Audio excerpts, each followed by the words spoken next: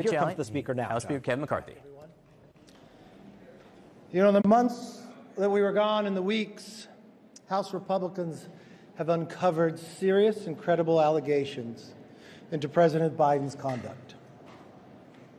Taken together, these allegations paint a picture of a culture of corruption. Now, here's what we know so far. Through our investigations, we have found that President Biden did lie to the American people about his own knowledge of his family's foreign business dealings. Eyewitnesses have testified that the president joined on multiple phone calls and had multiple interactions. Dinners resulted in cars and millions of dollars into his sons and his son's business partners. We know that bank records show that nearly $20 million in payments were directed to the Biden family members and associates through various shell companies. The Treasury Department alone has more than 150 transactions involving the Biden family and other business associates that were flagged as suspicious activity by U.S. banks. Even a trusted FBI informant has alleged a bribe to the Biden family. Biden used his official office to coordinate with Hunter Biden's business partners about Hunter's role in Burisma, a Ukrainian energy company. Finally, despite these serious allegations, it appears that the president's family has been offered special treatment by Biden's own administration, treatment that not otherwise would have received if they were not related to the president. These are allegations of abuse of power, obstruction, and corruption, and they warrant further investigation by the House of Representatives. That's why today I am directing our House committee to open a formal impeachment inquiry into President Joe Biden.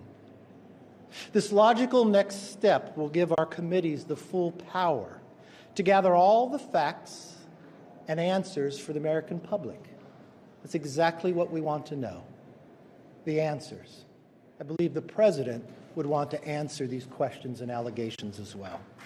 This effort will be led by Chairman James Comer at the Committee on Oversight, in coordination with Chairman Jim Jordan for Judiciary Committee and Chairman Jason Smith on Ways and Means. Now, I do not make this decision lightly. And regardless of your party or who you voted for, these facts should concern all Americans.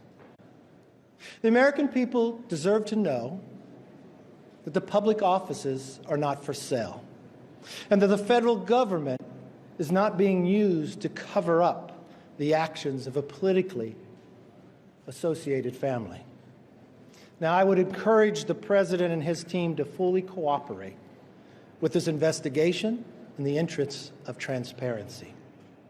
We are committed to getting the answers for the American public. Nothing more, nothing less. We will go wherever the evidence takes us. Thank you.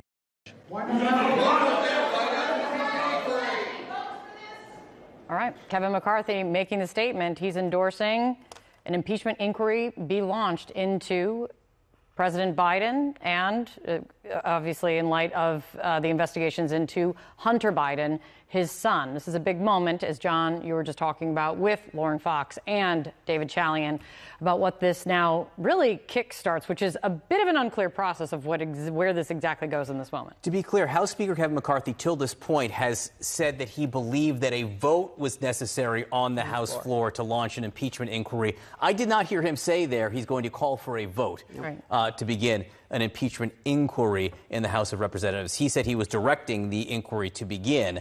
We're going to get some more details on it if we heard that right there. But again, this kicks off, presumably, a process here that will be very political, that up until now, we have not been presented with any evidence directly that President Biden himself did anything wrong here. But that's the key part about this. Yes. The investigations have been going on through a couple of committees. I think he mentioned that Judiciary and Ways and Means will be part of this.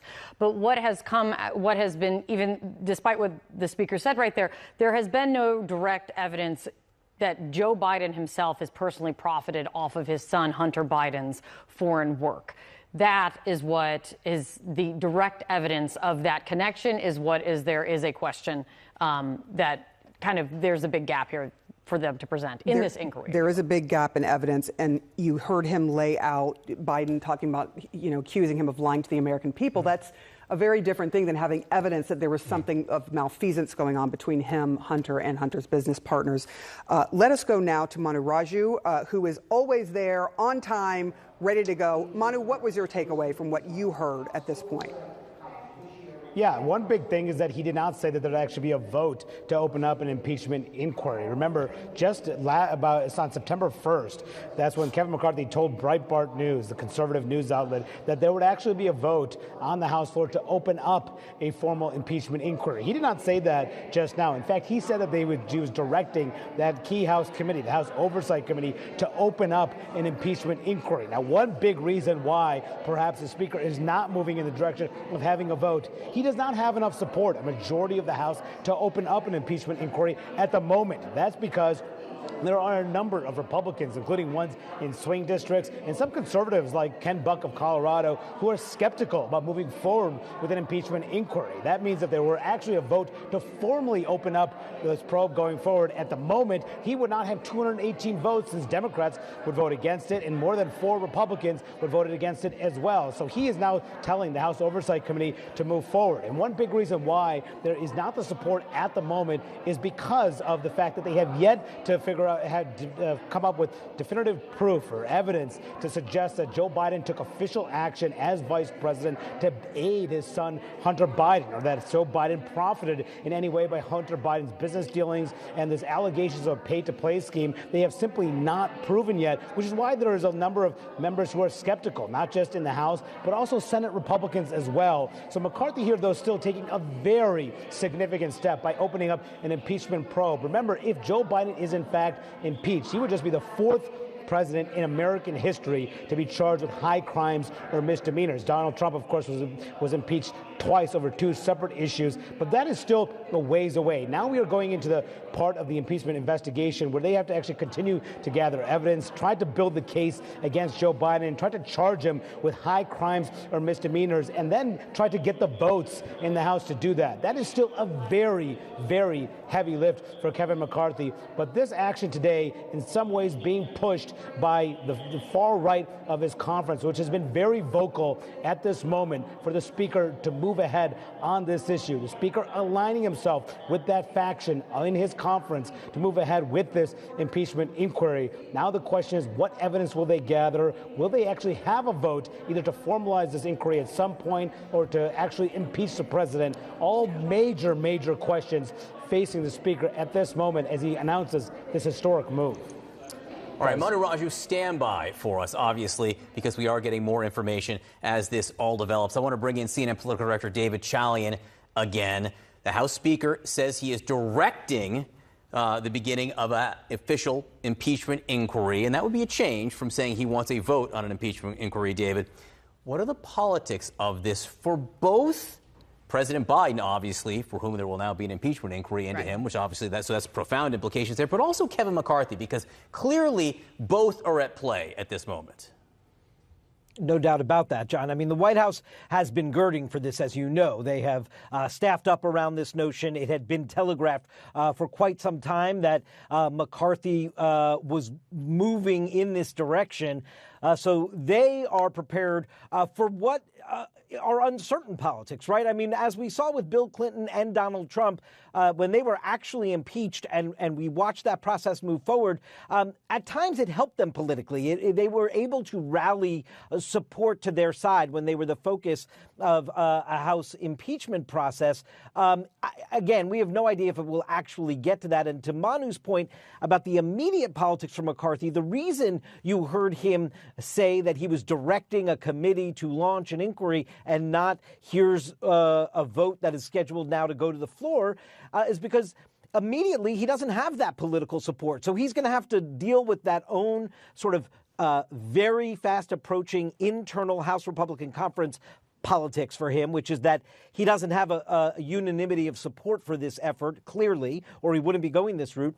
But then there's going to be the politics of how do you move through this in a way that doesn't necessarily blow up in your face, given, as you all have said, we have not seen any evidence, hard evidence, directly connecting wrongdoing on the part of then Vice President Biden, now President Biden, and Hunter Biden's business dealings or the ongoing Hunter Biden investigation. Now, I want to add one thing, though.